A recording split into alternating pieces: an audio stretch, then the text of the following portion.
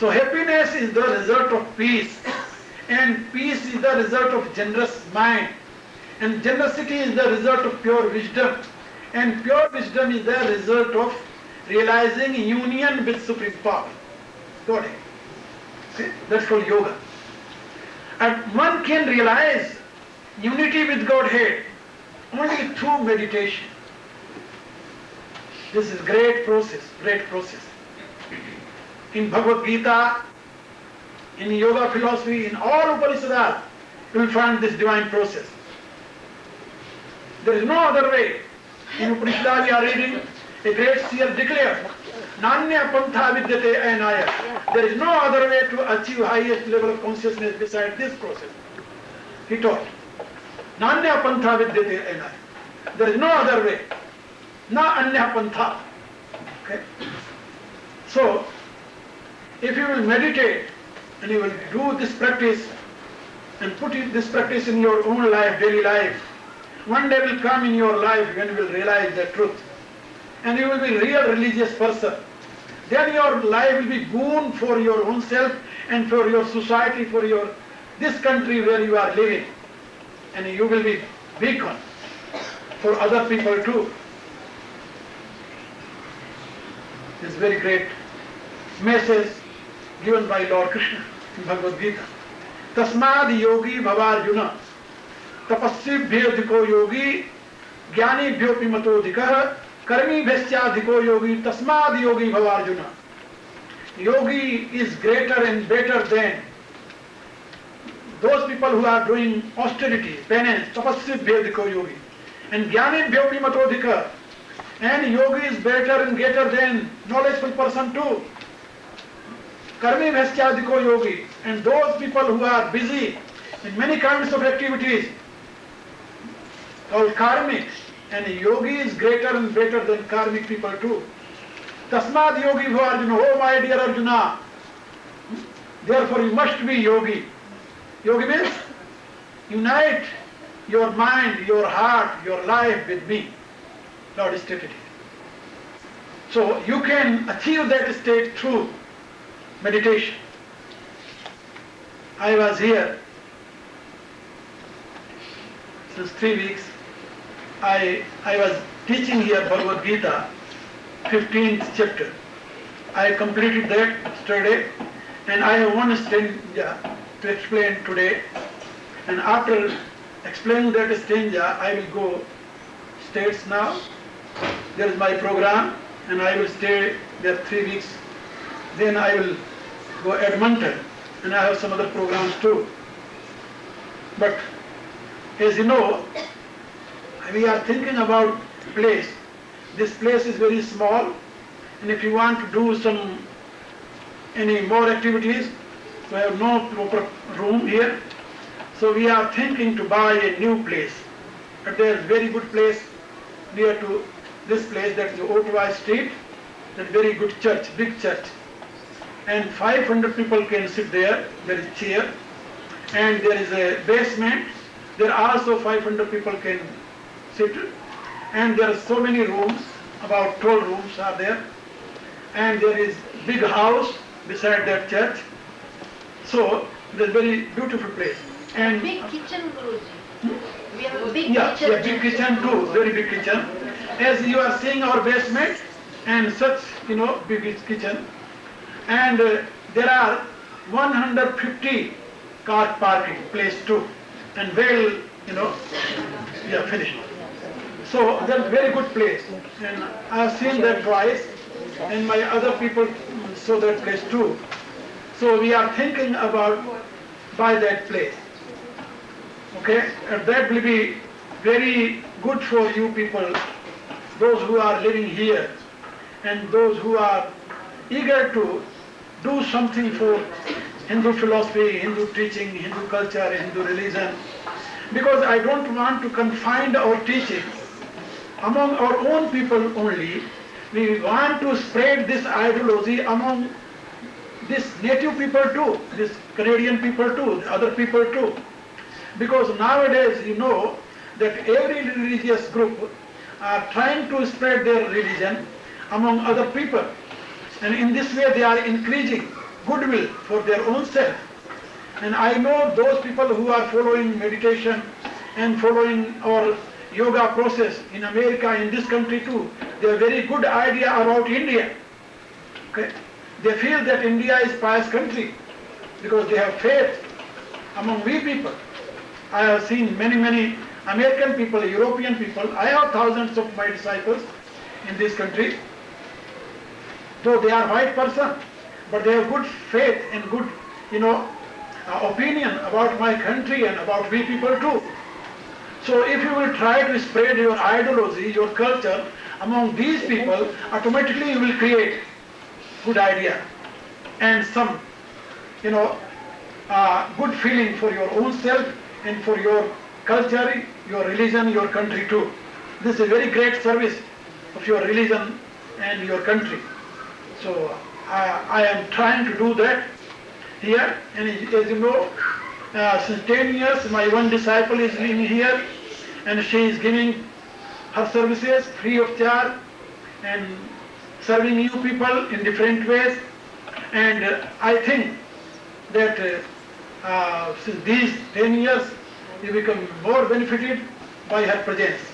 And if you will help us, okay, and join us in our ideology, then you will be more benefited. And I am coming after 3 or 4 weeks here again, and I will stay here about 14 days, 2 weeks, and I decided that I will give my talk on Bhagavad Gita in English. Now I am teaching in Hindi, okay, because I am writing commentary on Bhagavad Gita. So due to that, I was teaching here in Hindi, but next visit I will give my talk in English and I will teach Bhagavad Gita in English. I think that our religion should not be bound with language, okay?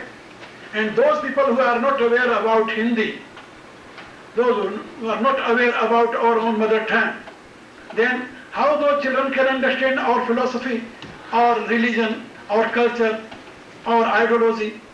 And those children who are born here and who are growing here, I don't think that they are fully aware about our own language. So we should try to teach our philosophy, our ideology, our culture in their own languages. If I will do that, then I will draw their mind, okay, towards Hindu culture and Hindu philosophy and Hindu religion.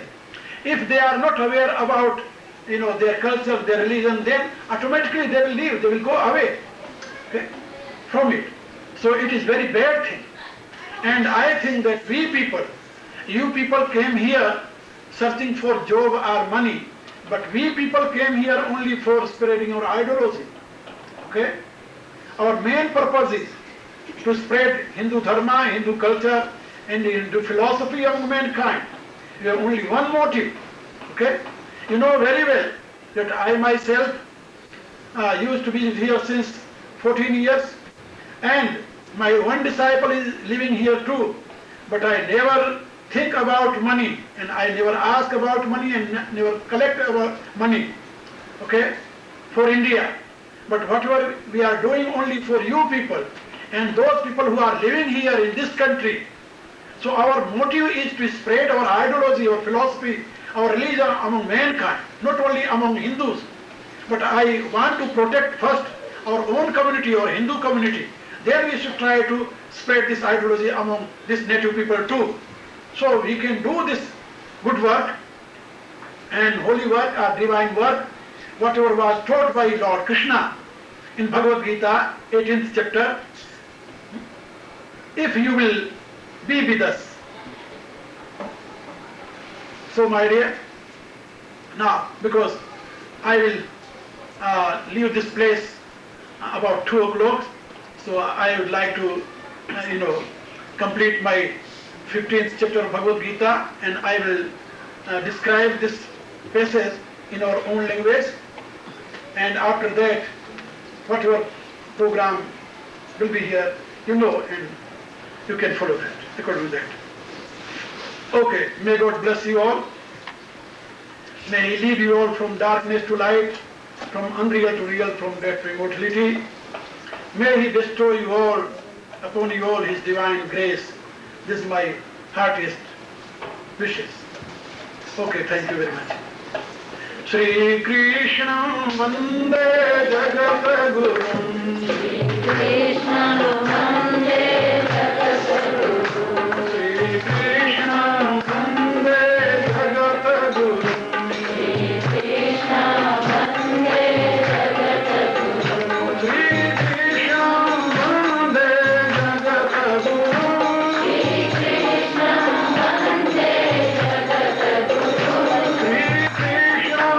Vande Shri Krishna Vande Jagat Gurum. Krishna Vande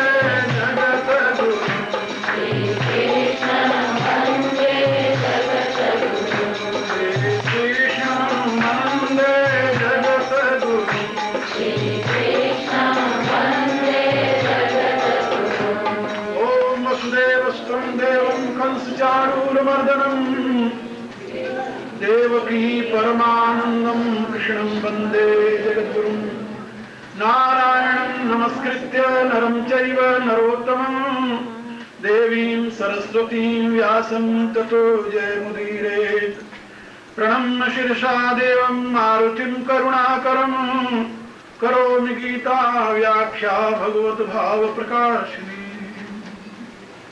मेरी प्रिय आत्माओं, करुणानिधान भगवान की करुणा आप सभी के लिए सदैव कल्याणकारी हो, यह मेरी आंतरिक शुभकामना। जैसे कि अभी मैं आप लोगों को बता रहा था, भगवान का यह गुह्यतम श्रेष्ठतम ज्ञान जो मनुष्य के लिए शिक्षा और रक्षा दोनों के लिए परमोपयोगी है, उसे शास्त्र शब्द से अभिहित किया गया है। इदम गुह्यतमं शास्त्रम। शास्त्रम में शासनात् त्राणात् शास्त्रम, जिससे मनुष्य को बोध प्राप्त हो और जिससे मनुष्य अपनी रक्षा कर सके, उस ज्ञान कोश का नाम शास्त्र है। और यह गीता शास्त्र है। इति गुह्यतमं शास्त्रम, ऐसा भगवान ने कहा। और यह शास्त्र सामान्य शास्त्र नहीं है, गुह्यतम शास्त्र है। गुह्यतम का अर्थ होता है जिससे श्रेष्ठ और कोई ज्ञान नहीं है। गुह्य, गुह्यतर, गुह्यतम, सामान्य ज्ञान की अपेक्षा गुह्य ज्ञान महत्वपूर्ण होता है, और गुह्य ज्ञान की अपेक्षा गुह्यतर ज्ञान महत्वपूर्ण होता है, और गुह्यतर ज्ञान की अपेक्षा गुह्यतम ज्ञान, इससे ऊपर और कोई ज्ञान नहीं है, ऐसा भगवान ने स्वयं कहा है। इति गुह्यतमं शास्त्रम इदम उक्तम मया नघ। हे अनघ, मेरे द्वारा यह गुह्यतम शास्त्र कहा गया है। अनघ कहने का अभिप्राय यह है कि इसका अधिकारी, इस गुह्यतम ज्ञान को वही ग्रहण कर सकता है जो पाप मुक्त हो। पाप मुक्त होने के लिए रास्ता क्या है? भगवान ने कहा, एशाम तु अंतगतम पापम जनानाम पुण्य कर्मणा। 7वें अध्याय भगवान ने समझाया कि जिस व्यक्ति ने अपने पुण्य कर्मों के द्वारा अपने पाप को नष्ट कर दिया है। कल मैंने समझाया था पाप किसे कहते हैं और पुण्य किसे कहते हैं। मोटे शब्दों में आप लोग याद रख लें। जो कर्म, भाव, विचार आपको परमात्मा से दूर करते हैं उनको पाप कहते हैं। ये संस्कृत में पाप शब्द का अर्थ है पांग अपाकरोति इति पापः। पा माने परमात्मा, पा माने रक्षक, पारक्षणे धातु है व्याकरण में, जिसका अर्थ होता है रक्षक। रक्षक परमात्मा के सिवा और कोई नहीं है। इसलिए परमात्मा का एक नाम है ओम। ओम माने क्या होता है? अवत इति ओम, अव धातु है रक्षणे के अर्थ में व्याकरण में, जिससे ओम शब्द बनता है। तो अवत इति ओम, जो रक्षा करे उसे ओम कहते हैं। ओम माने होता है रक्षक। तो जैसे ओम माने रक्षक होता है, वैसे पा माने रक्षक होता है। पा माने रक्षक। और पाम अपाकरोति, जो उस पाम माने रक्षक से अपने को अपाकरोति माने दूर कर दे, उसे कहते हैं पाप। वह क्रिया, वह भाव, वह विचार जो आपको परमात्मा से दूर करता है उसे पाप कहते हैं। और वह क्रिया, वह भाव, वह विचार जो आपको परमात्मा के निकट ले आता है उसको पुण्य कहते हैं। तो ऐशान तु अंतगतम पापम जनानाम पुण्य कर्मणा। भगवान ने कहा कि पूर्ण पुण्य प्रयत्न से जिसके पाप दूर हो गए हैं, यानी बाधक तत्व जिसके दूर हो गए हैं, साधक तत्व जिसमें अधिक प्रबल हो गया है, ऐसा जो व्यक्ति है, ते द्वंद्व मोह निर्मुक्ता भजंती माम दृढ़व्रता। वह द्वंद्व और मोह से मुक्त होकर के दृढ़ निश्चय के साथ मेरा भजन करता है, भगवान कहते हैं। और वही बात यहाँ भी भगवान ने कहा है पहले इससे, स सर्वविद भजती माम सर्वभावेन भारत।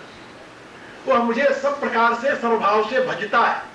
तो भगवान को भजने के लिए, यानी भगवान की सेवा करने के लिए पाप मुक्त चित्त होना परम आवश्यक है, भगवत भाव से युक्त होना परम आवश्यक है। तो भगवान कहते हैं कि जो अनघ है वही इस मेरे गुह्यतम ज्ञान को ग्रहण करने में सक्षम हो सकता है। गीता सभी सुनते हैं, सभी पढ़ते हैं, लेकिन सभी उसके ज्ञान को ग्रहण नहीं कर पाते। क्यों नहीं कर पाते? कि उनका विचार पाप मुक्त नहीं होता, उनका जीवन पाप मुक्त नहीं होता। इसलिए इति गुह्यतमं शास्त्रम इदम उक्तम मया नघ एतत् बुद्ध्वा बुद्धिमान स्यात्। एतत् बुद्ध्वा, इसको जानकर व्यक्ति क्या होता है? बुद्धिमान। ये बुद्धिमान होना कोई छोटी सी बात नहीं है।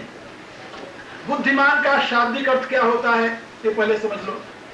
जैसे धन जिसके पास होता है उसको धनवान, धन का मालिक है तो धनवान है, ज्ञान का मालिक है तो ज्ञानवान है, बल का मालिक है तो बलवान है। ऐसे जो बुद्धि का स्वामी हो जाता है उसको बुद्धिमान कहते हैं। अब आप बुद्धि के स्वामी हैं या बुद्धि के सेवक? तो मेरे विचार से आम लोग, जैसे मैं भी बता रहा था, बुद्धि तो बहुत दूर रही, मन के भी स्वामी नहीं है। मन भी बहुत दूर रहा, इंद्रियों के स्वामी नहीं है। इंद्रियां तो बहुत दूर रही, इंद्रियों के जो ऑब्जेक्ट हैं, विषय हैं, उन्हीं के गुलाम बने हुए हैं। कान ने कहा कि सुंदर शब्द आ रहा, कहते चलो सुना। रूप ने, नेत्र ने कहा कि सुंदर रूप है, कहते चलो देखा है। यानी जो विषय इंद्रियों ने चाहा उसके पीछे हम दौड़ पड़े। भारत के एक संत हुए, मुसलमान संत, उनका नाम था रहीम खान खाना, अवध के नवाब थे। उन्होंने लिखा है कि अली पतंग गज मीन मृग जरत एक एक आंच, कहू रहीम कैसे बचे जिनके लागे पांच। दुनिया में कुछ ऐसे प्राणी हैं जो एक एक विषय के लिए ही अपना जान दे देते हैं। उसमें अली भंवरे, वो भंवरा जो कमल का रस लेता है। आप लोगों ने सुना होगा, संस्कृत में एक बड़ा सुंदर श्लोक है जिसका अर्थ है कि सायंकाल को भंवरा कमल के ऊपर बैठ गया, उसका रस चूस रहा था और रस चूसने में इतना मग्न हो गया कि उसको पता ही नहीं चला और सूर्य अस्त हो गया और कमल बंद हो गया। और कमल में बंद होकर भंवरा सोचने लगा कि रात्रि पूरी पड़ी हुई है और बड़े प्रेम से इसका और रस इकट्ठा कर लें, सवेरा जब होगा तो हम चलेंगे और अपने घर पर खूब मधु यानी मकरंद जो है, रस जो है कमल का, ये अपने और लोगों को बांटेंगे, परिवार को देंगे। लेकिन क्या हुआ, उसी समय एक हाथी मतवाला आया और उस कमल को लपेट करके अपनी सूंड में पेट में डाल लिया और वो उसी कमल के साथ स्वयं भी मर गया। इसको संस्कृत के श्लोक को एक कवि ने हिंदी में लिखा, पंकज कोश में भौर छुपो करतो अपनो मन ही मनसूबा, वही है प्रभात उगेंगे दिवाकर लय मकरंद चलो घर खूबा। बेनी सो बीच ही आए बनी नहीं जानत काल को ख्याल अजूबा, नलिनी मृगराज ने खाए लियो रेगो मन को मन ही मनसूबा। ये हर एक व्यक्ति की कहानी है, ये केवल उस भंवरे की कहानी नहीं है, हर एक मनुष्य की यही कहानी है। हम इस संसार रूपी कमल में बैठ करके इसके विषय रूपी रस को लेने में मन को इतना लगा देते हैं, सोचते हैं आज नहीं तो कल, हम नहीं सारा परिवार हमारा सुखी हो जाएगा। और इतने में काल रूपी हाथी आता है और अपने सूंड में लपेट कर खा जाता है और रोते चले जाते हैं। जन्म भर सुख की व्यवस्था में ही लगे रहे, सुख कभी मिला नहीं। तो कमल के रस का लोभी भंवरा, केवल रस का लोभी भंवरा, वो अपना प्राण दे देता है। ये तो भंवरे की कहानी हुई। अलिप पतंग, और पतंगा जो है रूप का प्रेमी है, रूप का प्रेमी है। सुंदर जलते हुए लौ को दीपक की देख करके दौड़ करके जाता है उसके ऊपर। किस लिए जाता है? हाँ, जाता है कि उसको प्यार करेंगे, चूमेंगे उसे। लेकिन एक कवि की उत्प्रेक्षा देखिए। कवि कहता है कि जब दीपक जलने लगा, यानी लौ जलने लगी और पतंगा उसकी तरफ चला तो दीपक हिलने लगा। कहा हिल करके क्या कह रहा है? कहा दीपक कह रहा है कि मेरे पास तू न आ, मेरे पास तू न आ, मेरे पास आएगा तो तू जल जाएगा। लेकिन वो रूप में मतवाला हुआ पतंगा कहां ध्यान देता है? वो जाकर के उसके ऊपर गिर जाता है और उसके पंखे जल जाते, वहीं पड़ जाता है। अब पड़ करके पतंगा छटपटाता है जब, तो कभी उत्प्रेक्षा कर रहा है, कल्पना कर रहा है कि पतंगा पड़े पड़े छटपटाते हुए कहता है कि मैं तो तेरा सुंदर रूप देख करके ये सोचा था कि मैं तेरे पास जाऊंगा, तुम्हें प्यार करूंगा, तेरा आलिंगन करूंगा, मुझे क्या पता था कि मेरी ये दुर्गति होगी। और पागल रूप का प्रेमी पतंगा न जानता था जल जाऊंगा मैं।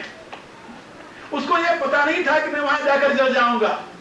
तो तुलसीदास जी ने अपनी विनय पत्रिका में लिखा कि भाई उस पतंगे को तो पता नहीं था कि मैं जाकर जल जाऊंगा, इसलिए वो अज्ञानता के नाते उस पर कूद गया। और मनुष्य तो रोज देख रहा है, रोज देख रहा है कि इस विषय के आसक्ति से अनेकों प्रकार के दुख मिल रहे हैं, फिर भी ये विषयों का त्याग नहीं करता। माधव मौसम मंदन को यद्यपि मीन पतंग हीन मति मुहि पूजे नहीं सोऊ। रुचिर रूप आहार वश्य तिन पावक लोह न जानो। देखत विपत्ति विषय न तजत हो ताते अधिक अयानो। उस पतंगे को तो पता नहीं था कि वहां जाकर मैं जल जाऊंगा, इसलिए वो अपने आप को उस पर यानी समर्पित कर दिया और जल गया। मनुष्य को तो पता है, जानते हुए भी उन्हीं विषयों की तरफ दौड़ रहा है और रोज दुखी हो रहा है, रोज विपत्ति के मुंह में फंसा जा रहा है। तो अल पतंग मृग, मृग जो है ये नाद का प्रेमी है। बहेलिया बांसुरी बजाता है, बीन बजाता है, मृगा दौड़ करके उसके पास आ जाता है उसको सुनने के लिए और बहेलिया उसको मार देता है।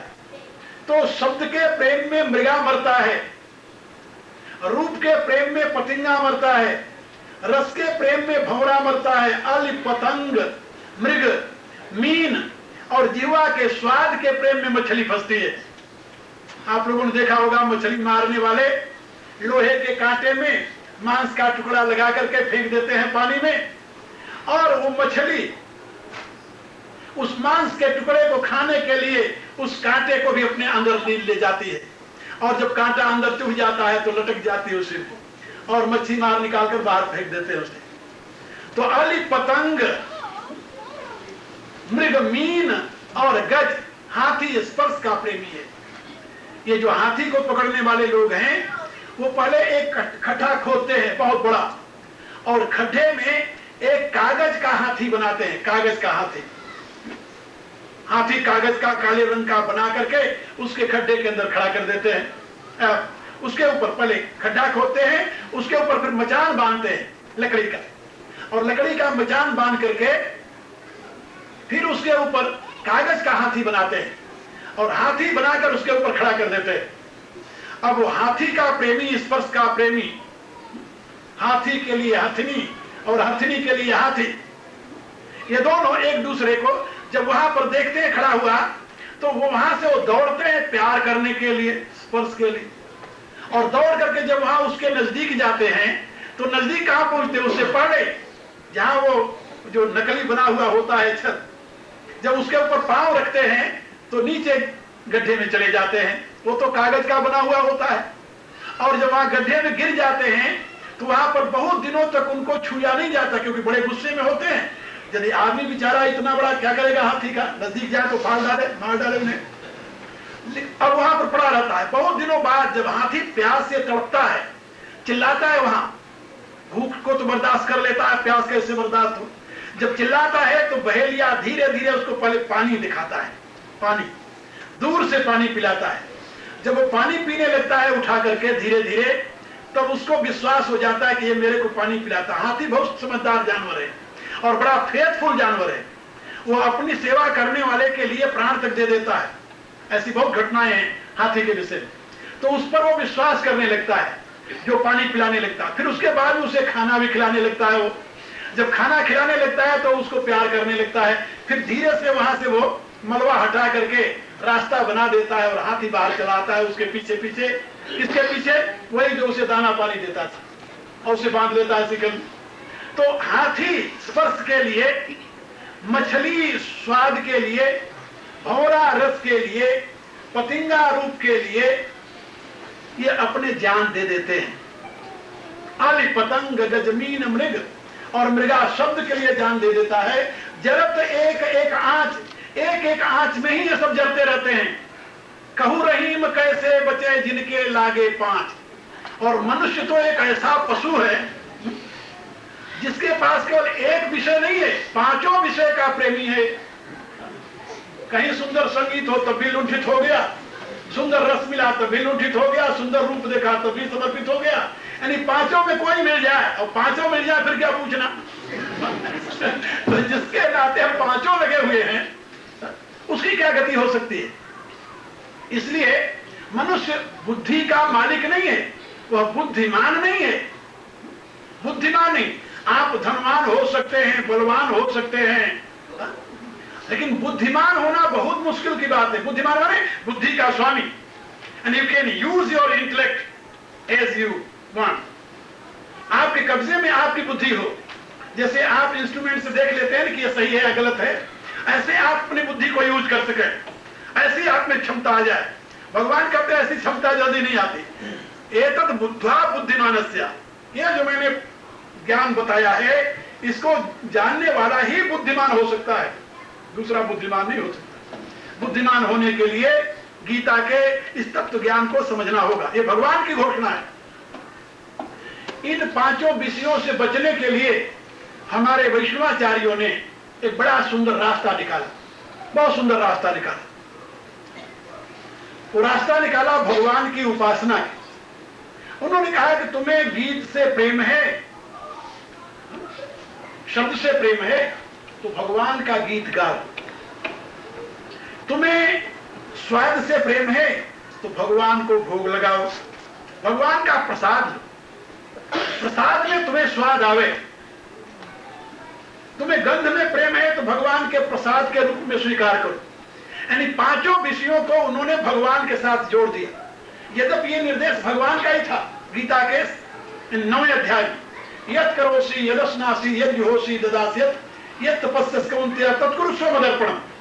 जो कुछ तुम खाते हो, जो पीते हो, जो करते हो, जो देते हो, ये सब मुझे अर्पित होकर के, मेरे समर्पण करके तब करो। तो भगवत प्रसाद के रूप में यदि वही वस्तु को आप ग्रहण करने लगे तो आपकी बुद्धि शुद्ध होगी, मन स्टेबल होगा, शांति मिलेगी। और स्वाद की दृष्टि से यदि आप उसको ग्रहण करेंगे तो आप विषयों के गुलाम हो जाएंगे। प्रसाद की दृष्टि से ग्रहण करेंगे तो आप भगवान के गुलाम होंगे। तो भगवान की गुलामी जो है वो आपको संसार से मुक्त कर देगी, और विषयों की गुलामी जो है आपको संसार में ढकेल देगी। इसलिए ये भगवान को जो भोग लगाने की प्रक्रिया है, आज आप लोगों ने यहाँ पर अन्नकूट की व्यवस्था की है, ये भगवान को विविध प्रकार के पदार्थों को समर्पित करने की प्रक्रिया है। अब व्यक्ति के दिमाग में हो कि मैं 56 प्रकार का भोजन करूं, तो कौन उसके लिए बनाकर देने वाला है 56 प्रकार का? आप लोग जरा किसी दिन अपने श्रीमती से कहो मुझे 56 प्रकार का भोजन दो। क्या रहा है? अरे एक प्रकार का भोजन रोज ताजा देने के लिए तैयार नहीं जी। रविवार को पकाओ और 6 दिन खाओ।